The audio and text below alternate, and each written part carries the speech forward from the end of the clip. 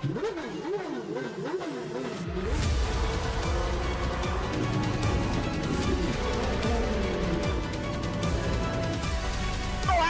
the two of them. The inside of Coates. Watkins gets too heavily involved. And that's Whitehead and Coates.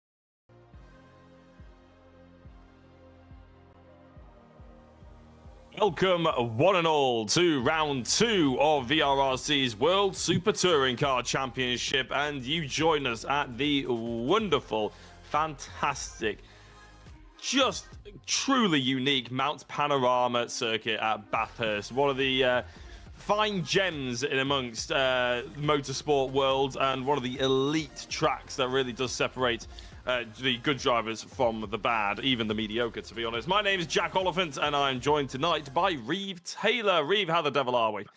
I am very well, thank you very much, Jack. It is great to be back on some VRRC action. I've missed a couple of seasons, and what a season to be jumping back in on the action for as well. I'm a huge fan of classic racing machinery, so great to see these super touring cars out at such a fabulous venue, as you say, Jack. Yeah, it is particularly amazing, this place, both on the sim and in real life, to be honest. But we are on the sim here for this evening, and I can tell you that there's been a few quick drivers, but we'll get to them in a second.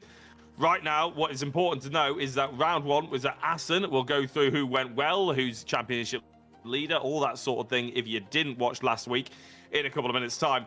But round 3, 4, 5, 6, 7, and 8 are in front of you for your own perusal. The important thing, Reeve, here is there's quite a lot of circuits that maybe you wouldn't necessarily go to on a normal VRRC evening, but we'll get to them in a second, because apparently we're moving straight on to the championship table. Jack Smith on the top at the moment, 133 points, and Oliver Gibson 12 points behind him. The DK powered machinery really going on strong at Assen. Kieran Haynes in 3rd place, Andy Cowell in 4th, and Scott Bugner rounding out the top 5. Andy Dorman in 6th, 7th Gabriel Norse, Alex Forster in 8th, and 9th Christian Gillian, with 10th being Daniel Heaps. All of those drivers had a particularly good run-in at some point over Assen, but it was only Jack Smith who really did it consistently. And to be fair, Oliver Gibson did as well, actually. It's doing him a disservice. 11th place, Sam Walton, down to 20th place in Paul Laramie, is on your screen for you at the moment. Rich Hayden in 14th place. I can tell you right now, if you're wondering why you didn't see any of him last week, turns out his clutch was 30% down the entire evening. His settings were wrong. He didn't recalibrate it. He was trying to lift it up as he was driving. He only realised a lap before the end of the 3rd race. So, I mean, that's shocking from Rich, but hopefully he's got to recalibrate it. He did say he's got it all sorted, and fingers crossed that'll continue into the race, and we might see a slightly faster Rich Hayden. He did say, though, just before in the commentary box, that maybe it's not going to be going his way, and we won't be talking to him on the podium, but anything above 14th will be an advantage for him. Moving on to the next page, and you can see that we had 25 runners. Well, we had 23 runners. John Jones and Craig Curtis have entered into the championship but didn't actually race. So Robert Shepherd in 23rd place, Chris Blakey in 22nd, and 21st Callum Enstone. Apparently I've been saying it wrong this entire time. It's not Einstone, it's Enstone. I'm just going to double check that. I have actually got it right. Now I've corrected myself, but I believe that is correct. Right, there is a team championships. I was told not to really mention it because we haven't got the graphic. You can imagine DK Motorsport are on top. We'll just leave it there for the time being. On to the next. Who did well in the previous round? No surprises. It was the first round of the championship. Therefore, Jack Smith, Oliver Gibson, Kieran Haynes, Scott Bugner. That's your championship order. And well, Scott Bunger's actually 5th, but he got driver of the round, I should say, actually. So it was really entertaining. Fantastic mix of Audis and BMWs. We actually interviewed Jack Smith. He said the two cars are within about a tenth and a half of each other around various circuits, one of which was Silverstone, which is their main testing ground. So fingers crossed, nobody has any complaints, and each track will offer up something new depending on which car you are in, and you might have an advantage here, there, and everywhere. We are at Bathurst, of course, which will really test the mettle of the drivers. I think more than the car's advantage, it'll be the bravery of the drivers that really dictate who is going to come out on top around the Mans Panarama circuit, up the mountain. And then the Audis might have an advantage as they go down the straights because they do have the ultimate top speed. But going through those twisty, windy circuit bits of the circuit up the mountain, you can imagine the rear-wheel drive Beamer might have a little bit more poke to get up the mountain, but then coming down it, as I said, might be slightly disadvantaged by the top speed. We can all see what it's going to look like because I'm going to pass you over to Jack Smith, who's going to take you for a ride around the the Mans Panorama circuit in the BMW.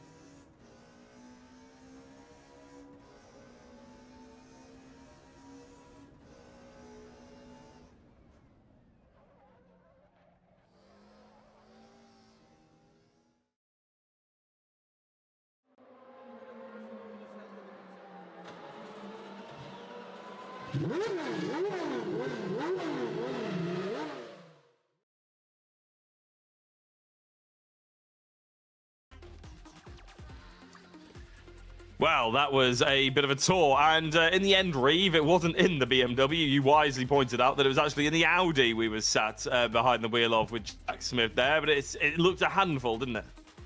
It did. This track is such a challenge. It is fabulous. We were chatting about just how great it is here, as it looks like we're already on the grid. Sorry, first I'm jumping back into it. I don't quite know the timing, so feel free to interject. Carry on. We got 45 seconds. Oh, fantastic. But yeah, it is a fabulous track. The mixture of the Conrod straight followed by the tight, twisty stuff, as you said earlier on, Jack, is going to be a real test of these two cars, which do differ in quite a few ways. They do indeed, and we'll get into that as we go through the race because I'm sure it'll become apparent. And to be honest, last time I tried to predict what they were going to do and I got them all kinds of wrong. I said that it was four-wheel drive. It's not. It's two-wheel drive is the Audi, not the Quattro version. And of course, the BMW is a rear-wheel drive. Now, if you're wondering how the grid has been set up, you may well have noticed, you eagle-eyed viewers, that it is actually the top 10 of the championship reversed. And that is how they've lined up on the grid. So Daniel Heaps on pole position, Christian Gillian in second, Alex Forster in third. And as the race lights are coming on, the engine notes are rising. That can only mean one thing here at Bathurst. We are racing. And it looks like a decent start by Daniel Heaps. Christian Gillian maybe getting a little bit mugged by Gabriel Norris as we go into the first corner. And it looks like there's no Jack Smith this evening, which is a bit of a shame. Well, I was expecting him to be in 10th position, but the top 10 was not rounded out by championship position because that is Oliver Gibson, the lone DK-powered machine in between Scott Bugner on the left and who is that next to him? Andy Dorman on the right, going into the mountain. You do not want to be 3 wide. You don't want to be 4 wide. Andy Dorman, please don't lunge 3 cars, and he hasn't. Thank goodness for that. Alex Forster, we followed through as Daniel Heaps versus Gabriel Norris. The race continues up front as we're heading up now. They're building the altitude, heavy braking zones. This is probably the last overtaking opportunity as they go up and try to survive the next 30 seconds or so before plummeting back down and into the long straight where there is, and again, another big lunge, and there's a tap of the wall already for Alex Forster. That's sent him wide. It sent him into another wall. He's collected Kieran Haynes. I think it's Kieran Haynes. I could be wrong with that one. Yeah, no, it is Kieran Haynes. That's a bit of a shame for both those drivers. Christian Gillian in third place, still ahead of Andy Cowell and behind Gabriel Norris. And, well, that just goes to show, Reeve, that we're not just building this place up just for building's sake. It is a dangerous place to go. Absolutely, it certainly can bite. I was getting ready to almost commend the drivers on what was a really clean start, considering we were having 4-car wide runs into the right hander at the start of the lap. Unfortunately, that one instant does potentially foul an otherwise very clean starting lap here, as we all now follow down in single file as we try to pick up as much of an aerodynamic advantage as possible. Across the right-hander we go, side by side. Heaps there gunning for the race lead and does get a nose out in front, has to break down the outside if he wants to try and get the move to stick. He set himself up quite nicely, gets the car swapped over as we head towards the final corner. Really nice overtake set up quite early on for Daniel Heaps there. No, very impressive indeed. And if he can manage to hold that one going into the next couple of corners, he may well have an opportunity to pull away, as Gabriel Norris will be forced to really push his car as hard as possible. I'm very impressed with these two drivers at the front. Oliver Gibson, who you would argue would be the favourite here this evening, has not been able to fashion his way through just yet. He's got Andy Dorman's rear bumper ahead of him and Scott Bugner just behind, of course, last week's driver of the round. Very entertaining, Scott Bugner. I think there was a little bit of contact in race 1, which so I was withholding my vote initially, but in the end, he was the person who gave us the most entertainment, so we gave him driver of the round. But as Gibson tries to go around the outside of Andy Dorman, he fails relatively spectacularly, keeps it out of the wall, loses 2. He lost 1 position there, didn't he? He's just behind Scott Bugner. Thought Kenny Press was going to have a little bit of a nibble there, Reeve, but just goes to show it. He's almost touching the wall. He'll get a really nice run out of here, though, but can he take advantage against Scott Bugner? He got that car pointed very nicely. He'll be right up the backside of Scott. I don't think there's really many places to try and take advantage here. There really isn't, no. As we head up the mountain, it all gets very narrow, all gets very technical, and shall we say, it's an attempt that a brave driver will undertake if he wants to try and get ahead of anyone else. But we've seen crazy things done here before, so I'm not too sure that there aren't going to be the odd driver here that is going to go for it. As what have you seen there, Jack? Kenny Press just behind Oliver Gibson was trying a little bit too hard and ended up spear knifing off to the right-hand side, and probably has taken a whole host of drivers with them. I think Caden Cook is dropping out the order with ferocity, shall we say. That's a bit of a shame. I think just behind Thomas Potter, who's one of the green bumpered cars just behind this gaggle here. Yeah, you can see a massive gap. That's where Kenny Press was. That's particularly where he was, Reeve, and I think a whole host of other drivers have been collected with that one. What a shame that this race then not starting in the most ideal fashion for some, although I say not starting, we're already a quarter race distance. Time flies when you're having fun. I want to give a quick shout out to Elaine Gibson, who says, good luck, Oliver Gibson. We were just looking at a moment ago. I was actually seeing a lot of support for Oliver there, including from people watching from Lake Como. I'm not jealous of you at all. And hello to the person holding the account, Thomas Potter Racing, who says, go the Potters. Obviously, they're going to be having, I'm sure, a fun time out here this evening as well. Yeah, no, there's always interaction in the YouTube chat. Just as my screen has decided to make the... there we go. I managed to get it back now. I thought I was going to be doing the rest of this race blind, but I can still see Scott Bugner just in between the likes of Oliver Gibson and Andy Dorman. Now, neither of these drivers have really been brave enough to make a move, but am I speaking too soon, Reed? Because Scott Bugner looks up the inside. I think that was a psychological race move in an attempt to try and put Andy Dorman off his going into the entrance to the uphill bouts, but he was never really going to put his nose there, was he? No, that would have been far too brave, and I think we would have seen two Super Touring cars finding themselves implanted in a barrier if he did go for it. But as you say, just setting himself up quite nice there to begin to mount that pressure on the car in front. That corner is an overtaking opportunity. It's arguably the earliest one on the track, and it's the prime position to get yourself in front before it all gets a bit too tight. So Scott's potentially sizing himself up, maybe seeing what the brakes can do there, as Andy Dorman very nearly finds himself a bit dormant in the gravel, but is able to collect it back on the tarmac. Good pun, I appreciate that, definitely. Andy was somewhat wide on the apex, wasn't he? He was searching somewhere in New Zealand to try and find his way back onto the circuit, but he did manage it. It slowed him up slightly, but it hasn't really hurt him too badly, given the nature of that area of the track. I mean, I have to say, I'm very impressed with both of the leaders. I was about to mention Daniel Heaps and Gabriel Norse, and here we are with them again, almost swapping paint, going down towards the last couple of corners. They pulled away from Christian Gillian, no end, and I think Heaps is going to have to defend on the inside of the circuit. Doesn't sweep across the nose of Gabriel Norse, just cuts it off nicely though, and is able to keep that position for the time being. Christian Gillian in third place, running solid, but doesn't have anywhere near the pace that these two drivers are sharing right now, and they're doing this, Reeve, whilst also fighting. Very good racing from both of them.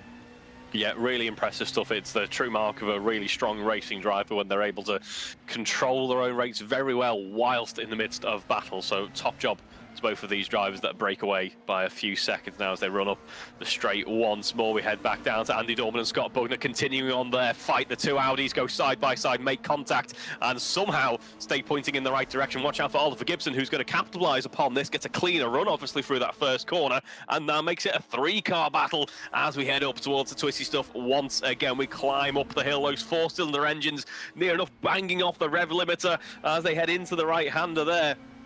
Oliver Gibson gets ahead of Dorman, but Bugner somehow manages to stay on top of this trio.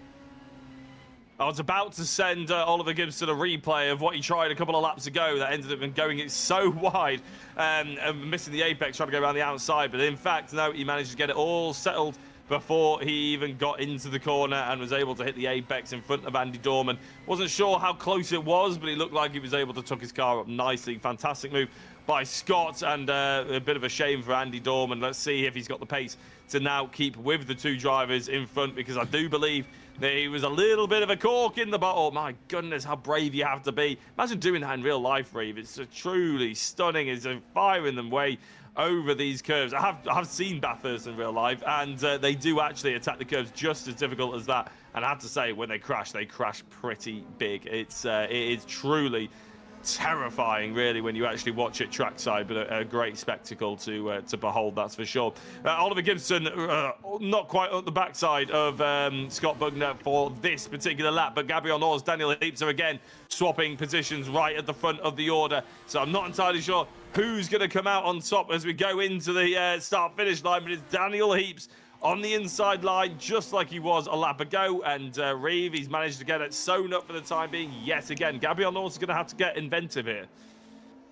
He will indeed. This is classic touring car stuff, isn't it, folks? We go side by side once again there. I mean, what a sight to behold. Two classic BMWs going pretty much door to door as Heaps actually sets fastest lap of the race so far that time around, a 2:14.5.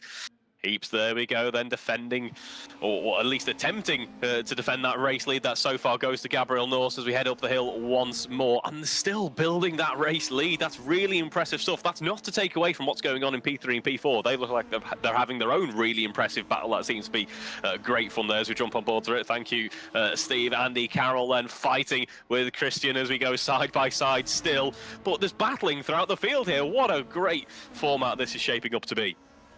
It's one of the favourite Super Tourers, and for good reason, as Carroll tries to find the way around the outside of Christian Gillian. I think Carroll, if he's brave enough, he's not close enough, let alone being brave enough to launch himself up the inside there. But Gillian, as long as he can defend, well, this is the thing with Bathurst, actually, as long as you can defend through basically 2 corners, going into that final chicane, going into the mountain section, you're pretty much set. It's just being able to make sure you have the run and the launch out of the couple of corners behind that you can just sort of cut off the nose. That's what Daniel Heaps was doing. Gabriel Norse proved me absolutely incorrect, obviously. And if you look, actually, between the 2 drivers at the front, Daniel Heaps has had a problem. I think he's made contact with the wall. He's done something big, Reeve, because he's dropping away from Gabriel Norse at the rate of knots, and he's still going into the wall, actually. He's going to lose 2nd place if he's not too careful. Christian Gillian and Andy Carroll might not be fighting for 3rd in a minute. They might be fighting for 2nd. This is the scary thing about having a small incident at Bathurst. That's why you have to be so careful. You make one small error, slightly glance a wall, you start to compromise your suspension, you start to affect your aero, and then that just exacerbates the issue. You're going to have more incidents. So Heaps needs to try and keep a level head as he heads further into this race. Meanwhile, Gibson and Bugner still having a fantastic mid-pack action. Bit of mid-pack action here as we head down towards the final chicane once again. Gibson behind for the time being, doesn't think of a move down the inside just yet, is going to lay in waiting, wait for the opportunity to arise at a more safe opportunity, but it's looking good between these two so far. We've already had plenty of great stuff from them as they head into that final corner once again. Both cars looking pretty planted. If anything, maybe a little bit of understeer, ever so slightly creeping in for Gibson there as he heads around that final corner. Couldn't quite make that out, but as I say, these 2 cars looking very raceable, very enjoyable to battle with so far. On to the next lap we go then. Actually, there creeps in a little bit of oversteer there. That classic rear-wheel drive stuff there from the 318 as he heads back up the hill once again. I was chatting to a couple of drivers and asking them a little bit about the tyre wear, the degradation that they might well experience. And they were sort of saying that Assen didn't really impact them too much, apart from the last 2 laps where you would sort of really notice it. I wonder if that's any different here. I wonder if there's, the torture of going up and down the hill, the heavy braking zones. There is so much more of that, but there's less high to medium speed corners, isn't there? It's I wonder what how the cars are reacting effectively, and whether you would really want to be a front wheel or a rear wheel drive. I think if you can control the oversteer and you're not afraid of it, there is rear wheel drive probably a more advantageous car to get around the get the car turned into the mountain. But realistically, if you're an Audi, it's probably a little bit safer of a journey, and you maybe feel like you're a bit comfortable pushing it a bit harder. I'm looking forward to hearing a few of the drivers' experiences of that. But I can tell you that the top 3 are actually 2 BMWs and 1 Audi, as I think Thomas Potter was going straight on there. Christian Gillian is the only Audi, still ahead of Andy Carroll by the tune of about a second now. This battle out there is in front of you, sorry, is still the closest we've got on circuit. Paul Laramie on Watkins for the fight for the top 10 is very tasty indeed, and there's a few other drivers. Robert Shepherd in 16th chasing down Catherine Potter in 15th, also very close. But realistically, according to my screen anyway, but realistically, apart from that, it's Gibson Bugner is the spiciest. Potter versus Dorman also getting very close as we go down into the is this the 6th lap? I think it will be turning into the 6th lap. Now there is Potter versus Dorman, who's had a bit of a fall from grace after being overtaken by Bugner and Gibson, and now is in the clutches of Potter. Probably stay inside the top 10, which isn't a bad result for him, but it's not exactly where he could have finished if he just held on for a little bit longer. Oh, is that Gibson versus Bugner up ahead of these 2? Bugner going defensive. Does that mean Gibson's going around the outside? I think Gibson was attempting to go around the outside, but he's failed in the end. He has indeed. So they all stay in single file. No change to the position there. Although look at Gibson, great run out of the hell corner there, and is now running up towards the mountain with a bit of a toe, a bit of an advantage here. We go side by side. That advantage disappears in an instant, of course, as you break away from the back end of the car in front. Has a look around the outside into the right-hander to start the mountain section. Nothing he can do though from there just yet. Still seeing actually a very similar battle going on just behind, with Thomas Potter now trying to have a look around the outside before we head up into the mountain once again. And actually Teapot's going to have a look down the inside into the cutting there, but nothing to be done as it does get a little bit too tight, too twisty. We'll have to wait for an opportunity potentially to arise, but nice attempt there by Teapot to keep things a little bit interesting there, having a look at that overtake.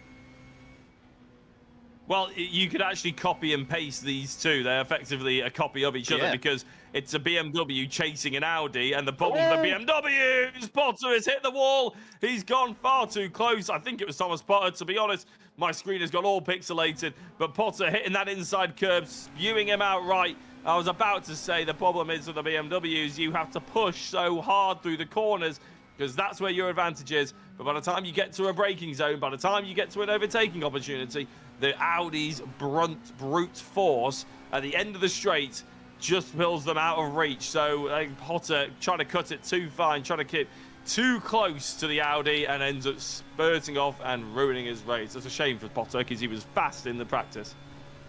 Yeah, absolutely. So we go back on board with the Bugner action once again. This time it seems to be just a little bit more settled. A few more car lengths have opened up. Nothing that can't be closed though in the next couple of braking zones. We run towards the end of the Comrade Straight once again. Only a few minutes left to go in this one. Final corner approaching very quickly. Is obviously a very fast lap in terms of overall speed here at Bathurst. Really does allow these cars to exercise that. I believe it's over 8,000 RPM red line for these super touring cars. So some great noise. We don't actually get to hear them here in the comms box unless I've got my setup incorrect. But I'm sure, folks, for you watching along at home, it sounds brilliant.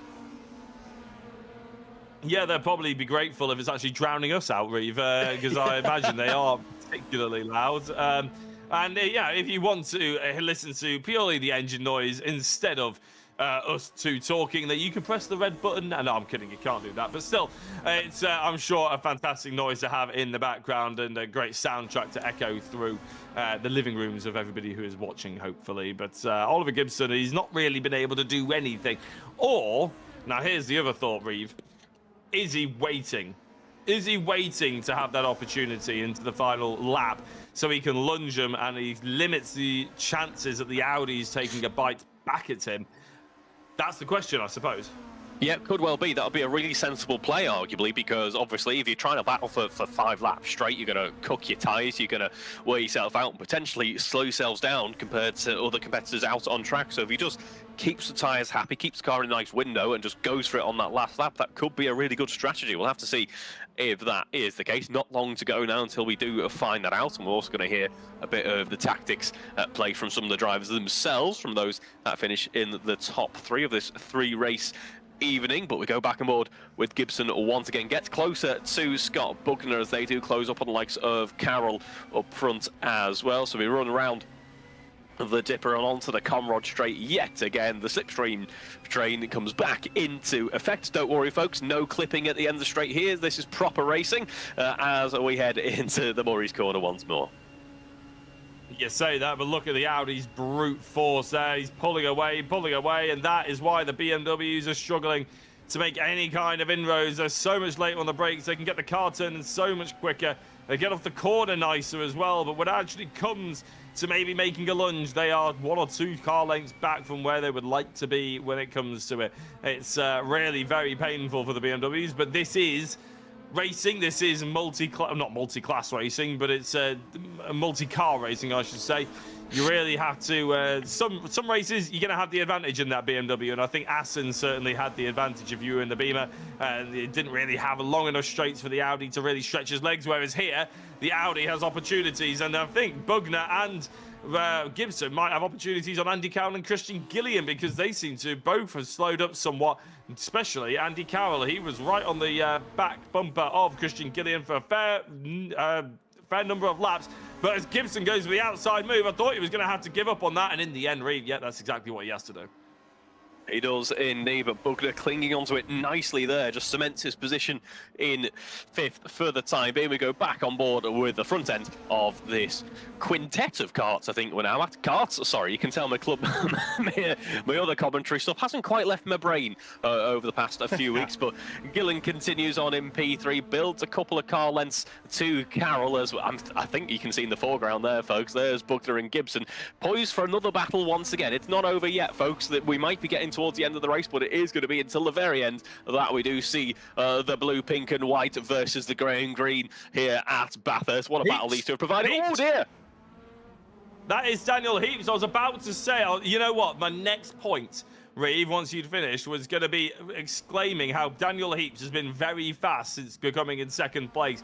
He was his fastest lap, half a second quicker than Gabriel Norris. The last lap was about the same, but we've just seen him in the wall. All of a sudden, he's fallen well off it. Christian Gillian is now in 2nd place. Andy Carroll's hunting for 2nd. He's in the podium. And Scott Bugner, Oliver Gibson can really chase forward and try and attack the podium positions, not just the fight for the top 5. But Gabriel Norris is rounding out the last couple of corners. There was a threat from Daniel Heaps for a long time in this race. Norris had to do the hard work and get around the outside of him through the first corner. He had to do battle for 3 or 4 laps. He deserves the victory, though. A fantastic one, if I don't say so myself. Gabriel Norris takes the checker flag, and going over the line in 2nd place will be Christian Gillian versus Andy Carroll. It's a photo finish. I think Gillian's just about got it. Andy Carroll in 3rd, Scott Bugner in 4th, Oliver Gibson in 5th. And after what felt like quite a long race, I thought there, Reeve, all of a sudden, the race just finished. We cut to Gabriel Norris, and I realised we were in overtime. So we'll be excited to have a chat to the top 3. You can see the top 10 rounding themselves out now. Thomas Potter in 9th, Paul Laramie in 10th. Oh, I forgot, Sam Walton in 7th, and Craig Curtis actually in 10th. So a couple of people have just jumped around. We'll get confirmation of that before the interviews. But as we go into a short advert break, you can look forward to hearing from our top 3.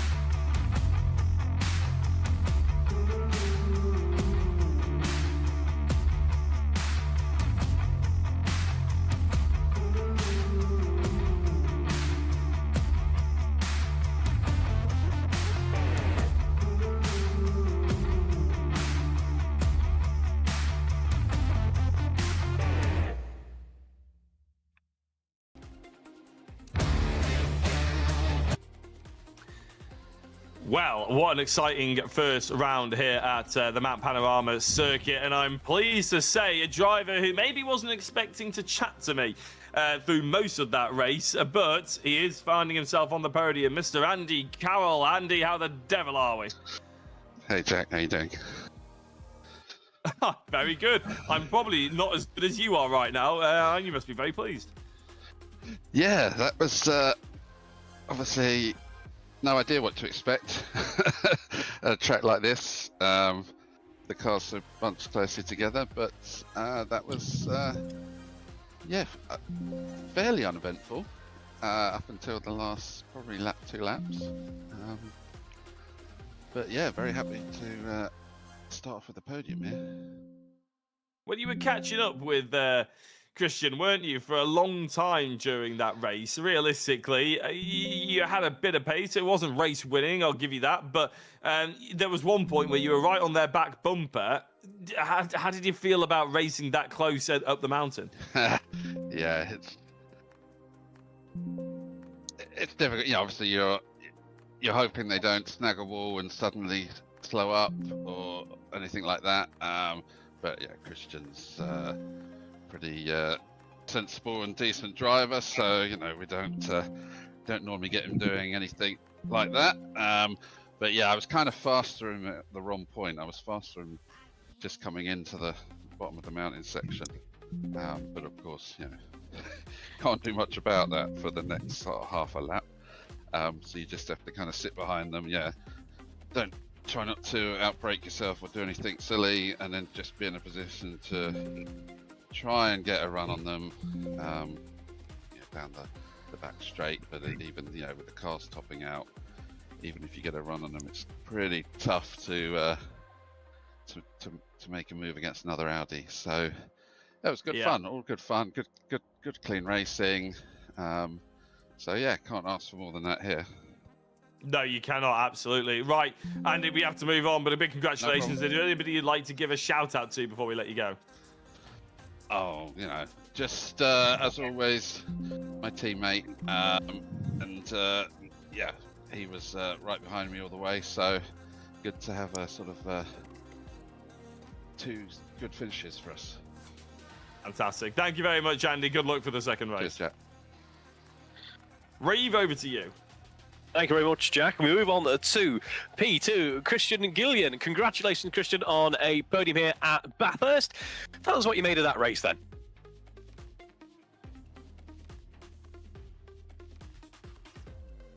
Do we have Christian? Christian, can you hear us?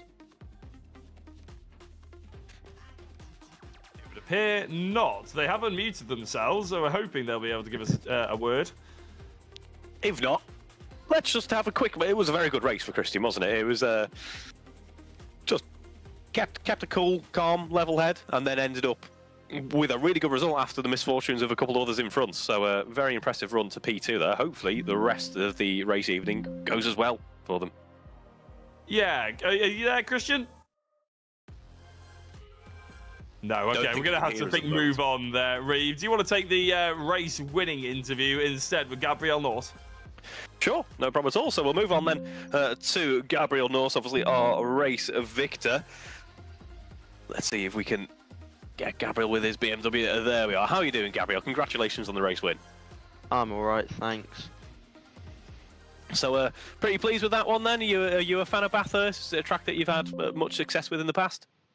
I haven't had much success with it, and to be honest, I don't really like it because I constantly crash around it in practice. But yeah, it was quite a good race.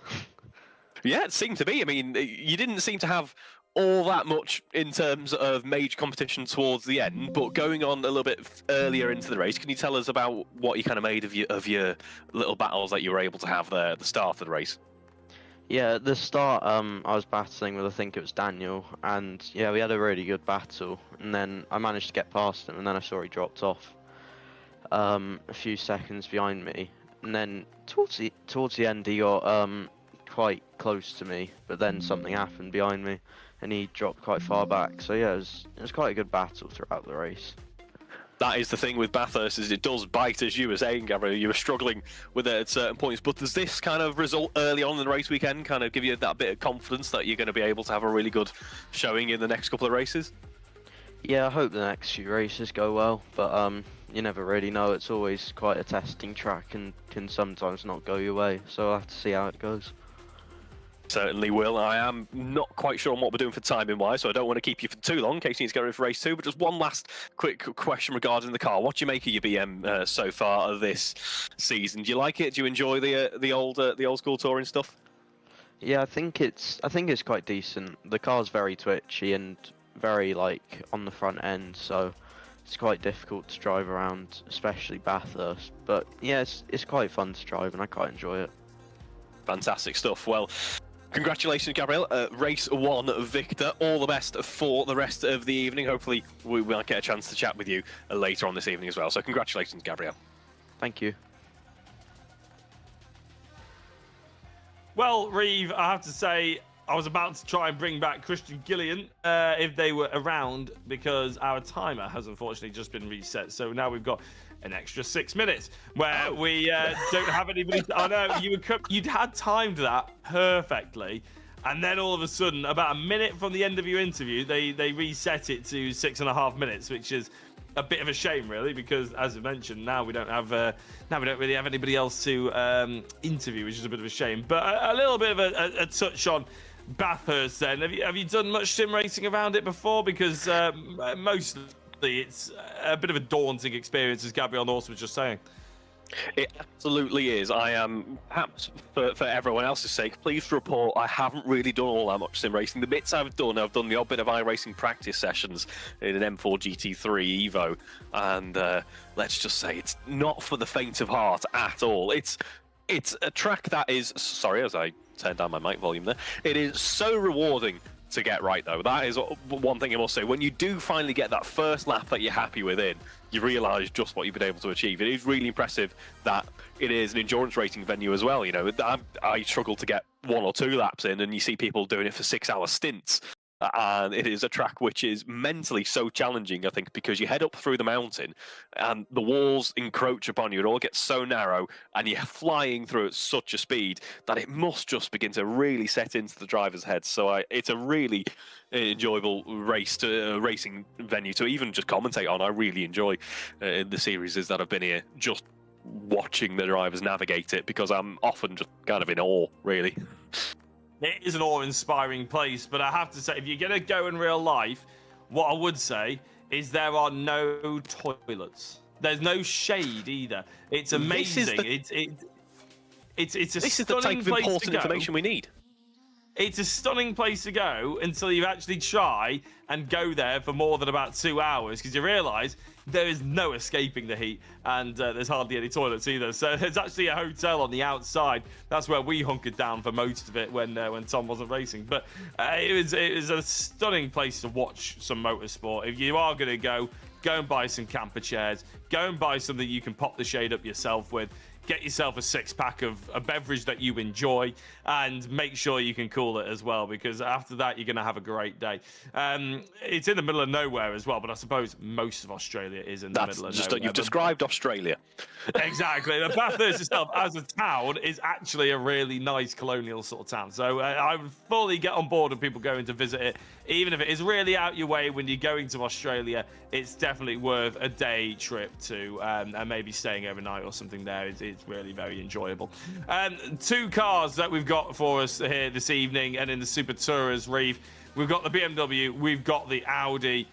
We were having a chat during that hot lap, and I think I know which car you'd rather be driving in there, wouldn't you? You'd be a BMW guy. I am. Despite how much they've hurt my wallet over the years, I'm pretty much a BMW guy through and through. I used to have a very similar car. Didn't have a roll cage and slick tyres, but I used to have the road equivalent with a similar engine of sorts to this car. That little 4-cylinder is such a willing, happy engine. It's fabulous. And then obviously the Audi, just like it is in our series here, compared to the BMW, it represents just kind of solidity and security and safety. It's got its engine planted right up in the grille, so that it's not going to be the most impressive car on tearing, but it is very planted. The BMW, in fact, both of these classics, I mean, all super touring cars are great. You know, you got like your Alfa 155s, you got your Lagunas, your Accords. Really fabulous set of cars here, and these two are great.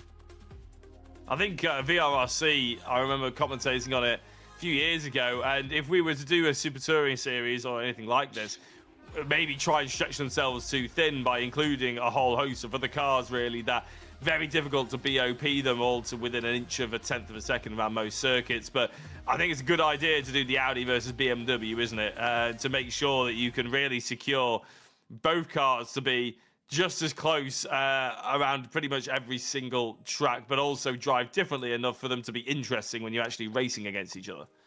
Yeah, absolutely. And as you say, it's a really good idea to pin these two against each other. This is a rivalry that many people often debate, you know, in the most important debating hall in the world, the pub. Audi versus BMW is a question that comes up a lot. So actually, I'd be keen to know from our viewers this evening, what do you prefer? Audi versus BMW? Which car out of the two that we're running really appeals to yourselves? How about yourself, Jack? Well, this is the thing. So I was an Audi. I famously used to commentate with Andy. Well, not famously, but I used to commentate with Andy McEwen on VRRC, and he would always take the mick out of me for having a boring Audi. I'd have an Audi A4 Estate from 2016. It was black, 4-wheel drive or something. and it was boring. But I always used to quite like the Audis, the solidity, like you mentioned.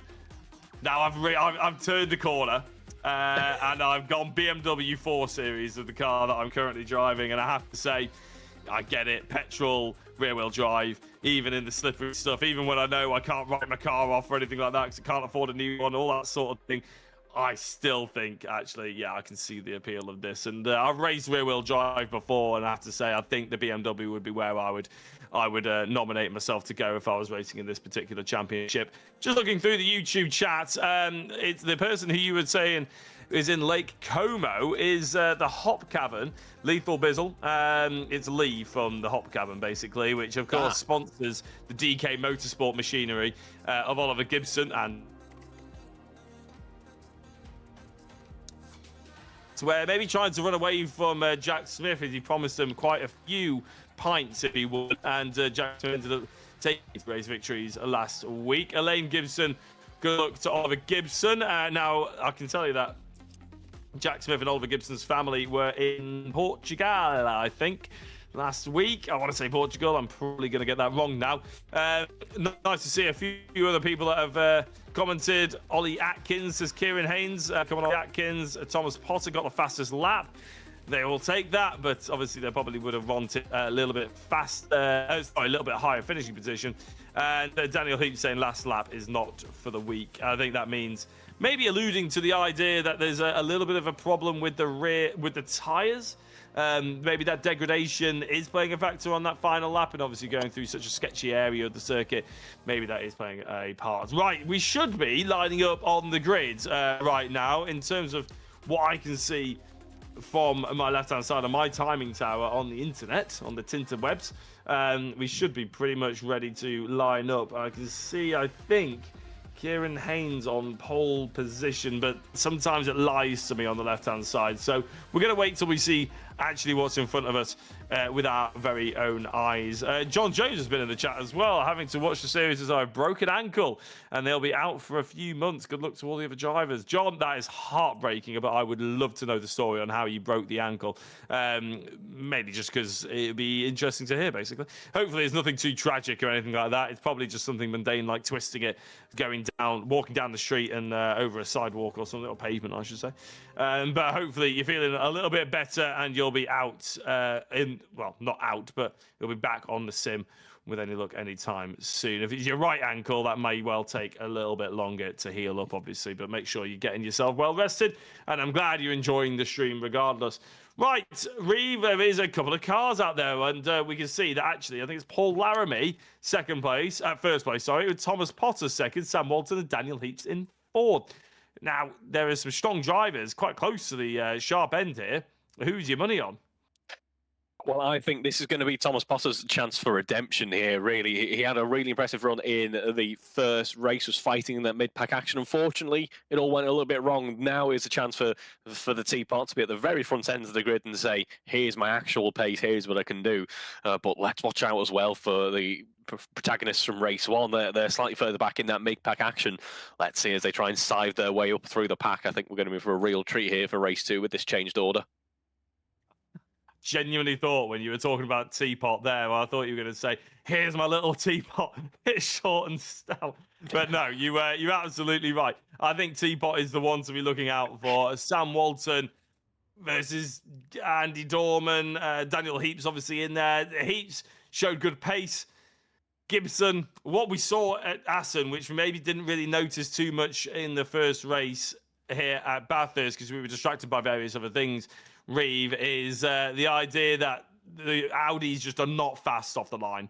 They really do lag off the line compared to the BMWs. That rear-wheel drive prowess does make a massive difference. I think you're going to be right. Maybe that first lap is going to be Thomas Potter's, but with the engine notes rising, the lights are coming on, and I suppose the proof is in the pudding. What can Thomas Potter do off the line? Is a little bit too much wheel spin, but it's still enough to get well ahead of Paul Laramie, and Daniel Heaps, in fact, goes from fourth and challenges for second place. Oliver Gibson from 6th up to 4th pretty much instantly, ahead of the likes of Andy Dorman and Sam Walton, as we see Paul Laramie up ahead on the left-hand side. Daniel Heaps trying to attack on the inside, but that Audi is going to have the run, he's going to have the legs, everything they lack off the line they make up for with the end of the straight, and Oliver Gibson's going to be boxed out of it. He's going to have to make sure he can get to the apex, which he does manage to, as Paul Laramie is forced out wide, with Daniel Heaps doing a really good job. But the best of them all has been Thomas Potter, who leads up into the mountain for the first time, with Daniel Heaps in second place and Oliver Gibson attacking Paul Laramie around the outside. They can't go too wide for too much longer. Ryu, how's this one going to settle out? What a fantastic race start there. Teapot is breaking away. He's pretty much in his own league for the time being, but Gibson and Heaps, fantastic work there. We saw Gibson running up into the mountain section, just using the work that Daniel Heaps was putting in order to allow himself to... He was just following that path that Heaps had made for him. Beautiful work there to make it up into podium scoring positions. We head down to the action for P4 and now to P10 with Chris Blakey heading down the drop. Now once more as we start our second race of the evening. Chris Blakey in the BMW there. Under pressure is Kristen Gillian. Obviously, fantastic result in race 1. Not able to quite get back up to the top end of the order just yet. That Audi, as you mentioned, Jack, does struggle slightly off the start. There in the background is Rich Hayden, who very nearly had a big moment, and I imagine might need a change of pants after that one. I think he may well do, actually, but he's a wily old fox, is Rich Hayden. He'll be annoyed at me for calling him old there, actually. But, I've just told me he's just soiled himself, so I'm sure that's fine.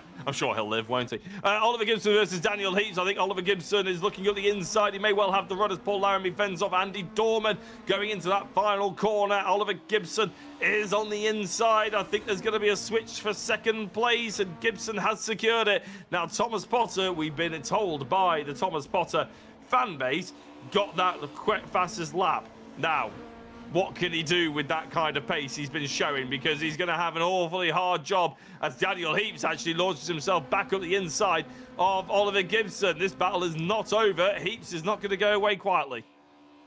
He certainly will not. Fantastic battling between these two. Side by side we go once again. Heaps versus Gibson. Who wins out this time around? Last time they worked together through the right-hander. This time it is going to be a battling duo. Heaps has the inside, gets the car out in front. Will that compromise his run through the rest of the corner, though? It could well do. Gibson keeps a tighter line, has a look around the outside, but doesn't have the straight line prowess to get the car up in front. Heaps defends P2, or does he? Has a lunge down the outside. Surely that won't work for Gibson, and no, it does not. In P3 still is the white, pink and blue liveried car there. Heaps remains in P2. You really do have to be very convincingly ahead going into that right-hander as you start the hill, don't you? Because realistically, what we just saw is Daniel Heaps. He can just straight line it off the exit of the right-hander, because that double left just means that Gibson is always running wide, and he hits the curb and runs even wider. Struggles to get the car back over, but does manage to. He is pushing that BMW to his absolute limit here.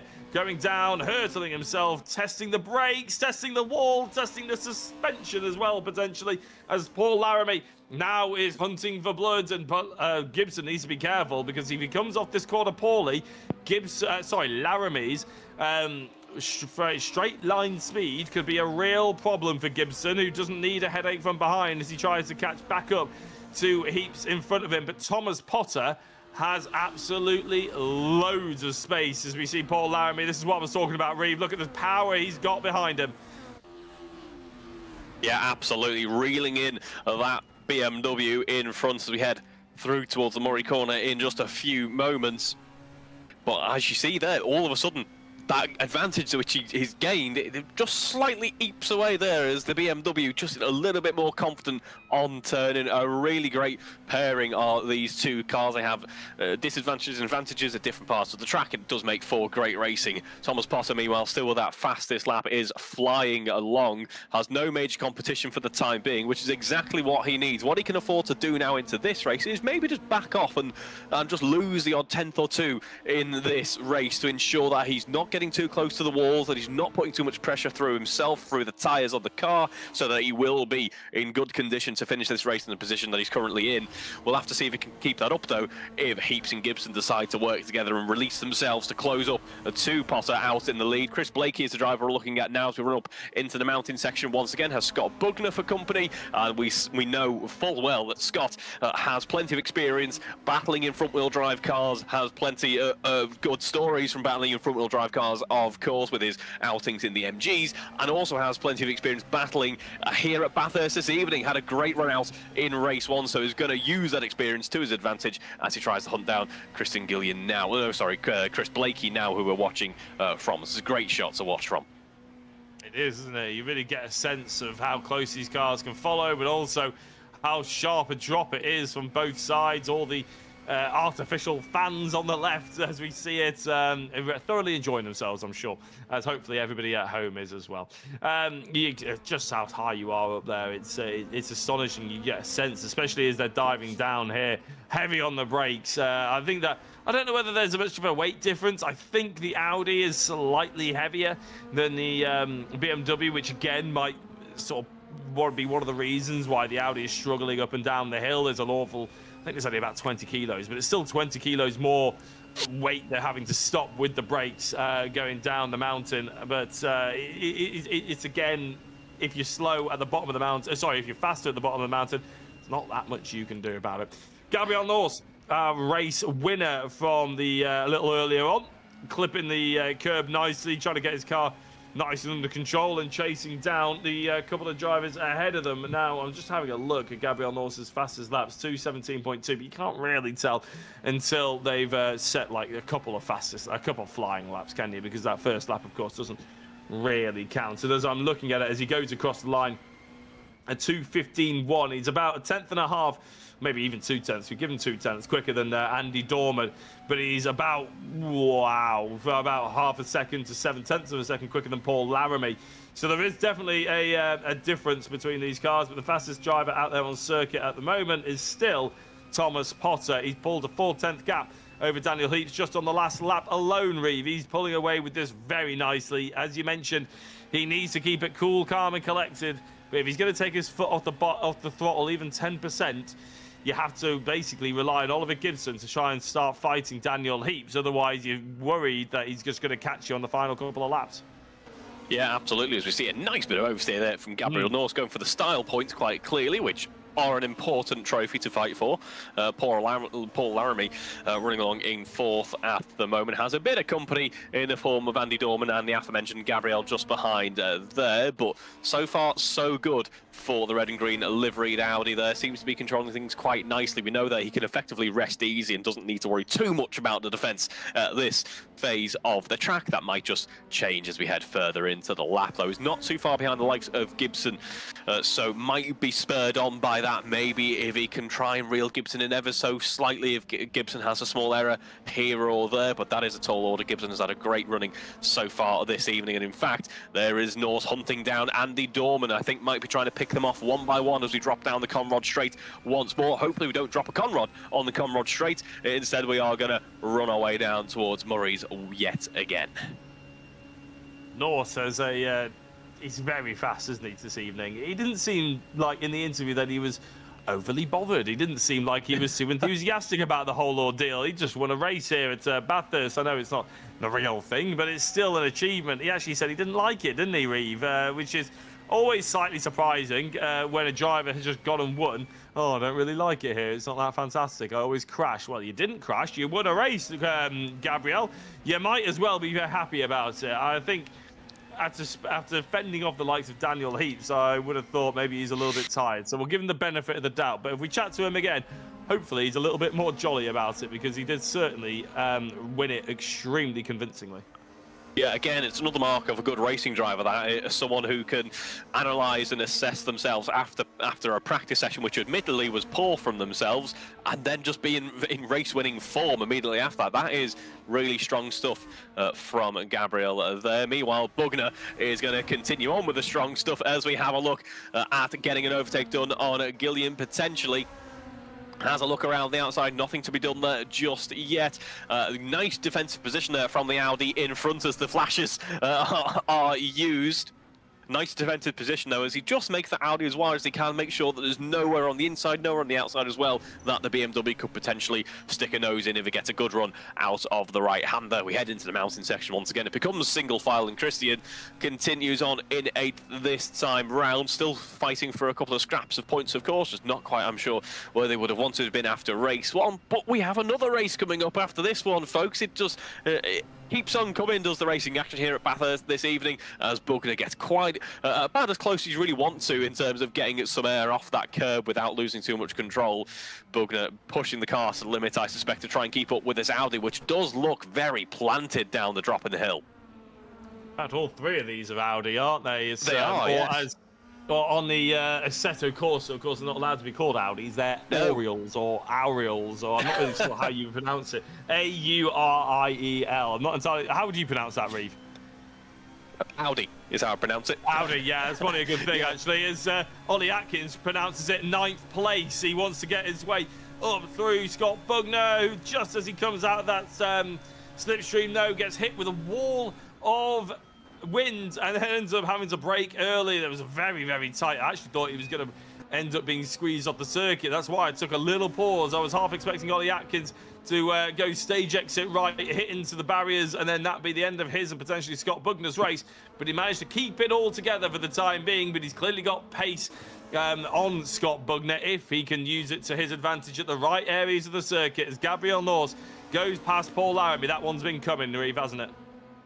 It absolutely has. That has been quite over half race distance, effectively. That has been brewing that one. I think Paul's not done with it, though. Paul says, "Oh, that's my 5th position. I want it back," and does actually do that on the run up the hill. It was a really strong corner exit for the Audi, quite clearly. Gabriel's going to try and fight for it back, though. Sees a look down the inside. A gap does open up, but it is well defended there. He thinks better of it at the last moment. That BMW just about gets stopped, and it is P5 still for Paul Laramie, but there is Gabriel Norse having a look down the inside, opportunistic from the BMW, but it works. A bit of touring car trading of paint potentially, but what a move there from Gabriel Norse, who works his way up into 5th. I was about to have it almost, not go at Gabriel, but almost point out that there must be some kind of weaving at some point, like because he's trying to defend. I know he was trying to attack Paul Laramie, but Craig Curtis was right behind him, and he was left, he was right, he was left, he was right. But what a send. You absolutely called it bang on there, Reeve. Up the inside, there was hardly a room for it. Great racing, I would say, as well. Credit goes to Paul Laramie. Could have easily turned in on him there. But it was great racing respect from both drivers. And Gabriel Norse did a pure and clean, from what we saw, didn't hit Paul Laramie out the way. Great move there by Gabriel. Probably the move of the day, Reeve. And it's certainly that sort of thing that puts a driver in mind when it comes to driver of the round, does it not? Absolutely. I was echoing your thoughts exactly there, Jack. I was thinking just along the same lines there, that type of recovery that I mentioned earlier on as well, from practice to now be looking this confident in the races and be so kind of nonchalant about it as well in the interviews, that is some cool driving there. So I think definitely on the table for a driver of the round, as I think many drivers will be this evening, to be honest. Everyone's done a really impressive job so far. Well, that's it. We won't count our chickens and all that sort of thing, because Thomas Potter setting fastest lap after fastest lap in the lead of a race where he's winning by 7 seconds with 6 minutes left to go. He doesn't need to be setting fastest laps, but the fact he is, just wants to show that he really wants to prove that he has the beating of this. Now, he had a very poor Assen, did Thomas Potter a week ago in terms of Thomas Potter standards. But he's clearly decided to woke up and chose glory in this second race of Bathurst, because, as I mentioned, he's almost got points to prove here, and he needs points on the board if he's going to go and try for a championship run. Oliver Gibson, who of course has finished in the top 5 in the first race, if he finishes in the top 5 in the second race, you would expect him to move into the lead of the championship and of course maybe extend it away from a couple of the other drivers. Scott Bugner, though, will focus on him for the time being, because that is very tight indeed. He's looking at the inside. There was always going to be a bit of contact with Christian Gillian, but Christian holds the drift, puts her foot down, gets the nose pointed in the right direction and actually uses it to get themselves up and through the corner a little bit cleaner than they probably would have done if they'd just taken the corner normally. So, I mean, very impressive by Christian Gillian. Another driver you'd say you got to be in a conversation for a vote, a driver of the round.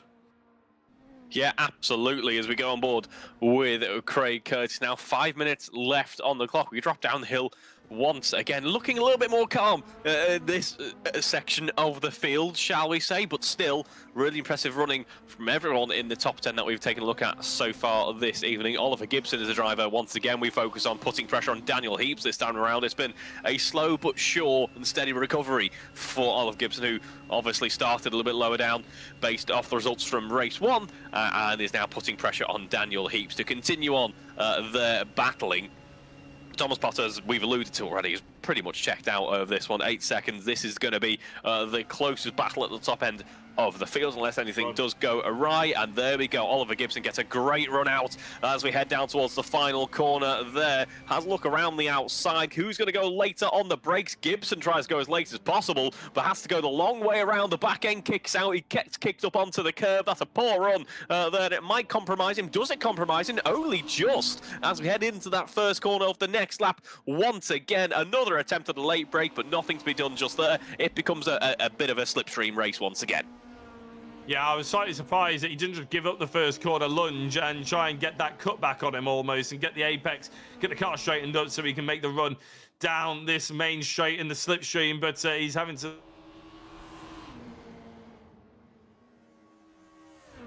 come underneath and get the apex. No, not really. Goes to a bit of a late one, but it's not going to be a move this time round for Oliver Gibson. He gets such a good run through that final chicane, Reeve.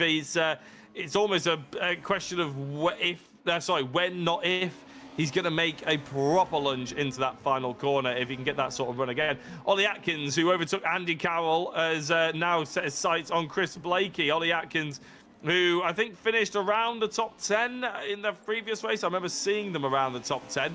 Has now got a real good consistent run here, and inside 9th place is looking for that 8th. Now there's a big gap between Chris Blakey and it says Oliver Gibson. Has Gibson had an off? No, he hasn't had an off. Now I'm not entirely sure what we're looking at there. It's on the left-hand side of the screen. It's going to be sorting itself out, hopefully in a minute, so we know where all the drivers actually are, because I can't see. Where on earth is Oliver Gibson? Has he actually fallen off the earth, Oliver Gibson? I haven't seen it. We haven't driven past him, have we? He's jumped into the pits for just hearing in our ears. That is a big change there. What has happened? I do wonder.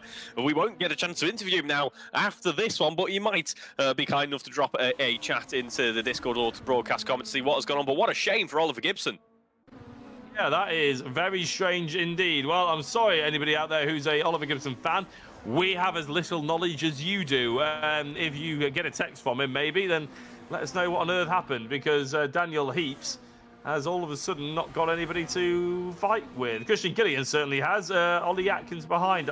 I genuinely have no idea where anybody is on this circuit anymore, because Gillian is now fighting Ollie Atkins, who's all of a sudden in 10th place, which means they must have fallen down. But that's a big lunge on the inside going into the chicane.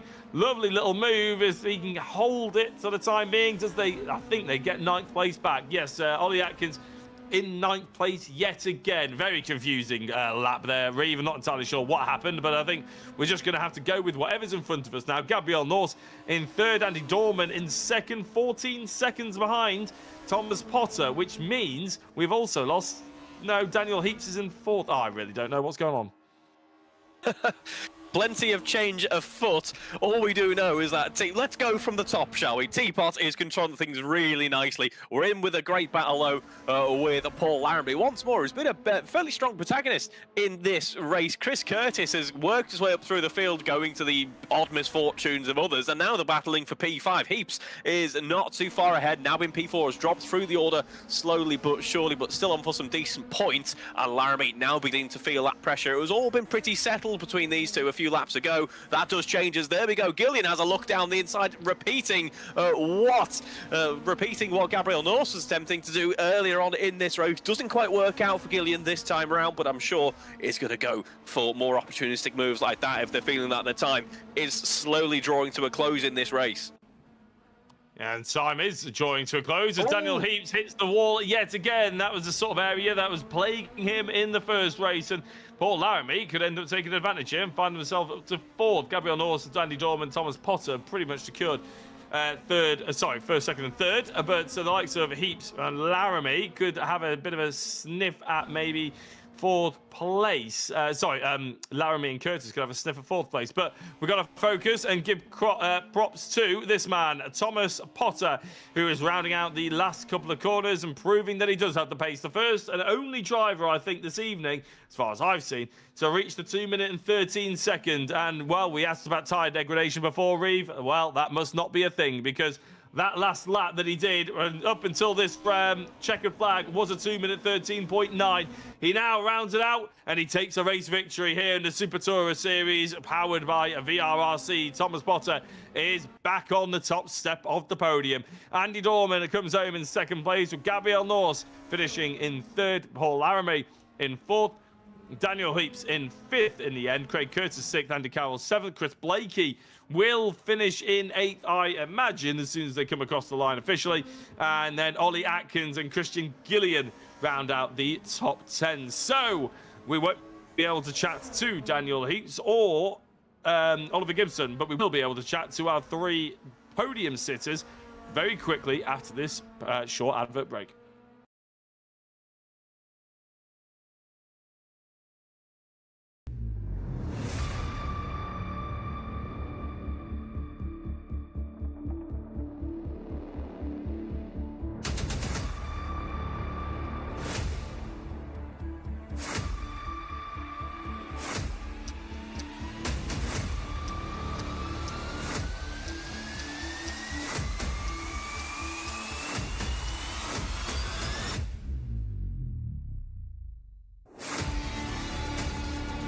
Early stages of the second Legend Stars race.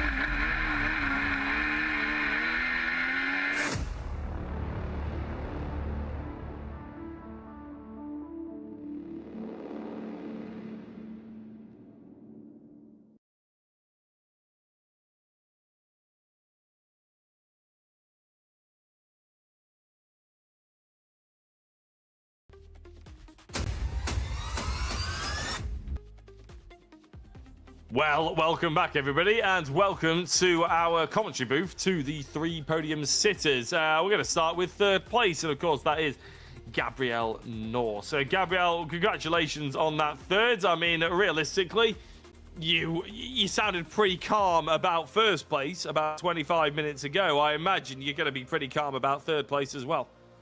Yeah, it was a pretty good race, that one. I was able to battle with Andy at the start and at the end. And I got a bit lucky when second and third had an instant together. Did you see what happened there? Because we were just watching, commentating, and all of a sudden, two drivers were in the pit lane. Did you have any idea? Well, one driver was in the pit lane. I didn't actually see what happened, but I saw that I think it was Oliver's car was facing backwards. So that's all I could really tell from it. Probably wise that he just spawned back to the pits if it was on the mountain that you saw him. But yeah, well, that's a bit of a shame for those guys. But still, a podium is a podium. And we have to say, it's going to be going some to try and beat your overtake of the round, because that was fairly stunning going into, what was it, turn 1, 2, 3, sliding your way up the inside of that almost double left-hander. You looked like you were weaving left and right to try and find a little bit of space, lunging it up that inside. I mean, how much of that was instinct? How much of it was planned? I kind of planned to go up his inside there, but yeah, I thought at the time that was a really good move on my end, and I was really happy pulling that one off. Well, Reeve was commentating on it, and we saw it live actually happening, so by all means, go and clip it and share it around the socials, because that looked like it was absolutely stunning. I'm going to have to move on quite quickly, Gabriel, sorry, but is there anybody you'd like to give a shout out to before we let you go? Probably everyone of my family who's watching, which is, I think, my mum, my dad, and my grandparents. So yeah, big thanks to them. Fantastic stuff. Well, congratulations on a first and a third place so far, and we'll probably be speaking to you a little later on if you carry that on. Yeah, hopefully. Thank you. Right, Reeve, over to you with second place. Thank you very much, Jack. So, in second place after a brilliant race and quite eclectic towards the end there. Let's see then. Into second we go with Andy Dorman. How are you after that one, Andy? Yeah, that was quite eventful, wasn't it? It was. It was. Do you want to talk us through your race there so we can piece together that crazy puzzle? I think it was too many moments to recollect. I think I had quite a good overtake over the mountain where someone hit the wall, jumped to the inside of the track, and I hit round the outside of them. Nice work then. So opportunistic moves, shall we call them? Does this type of result though kind of spur you on for the final race of the evening?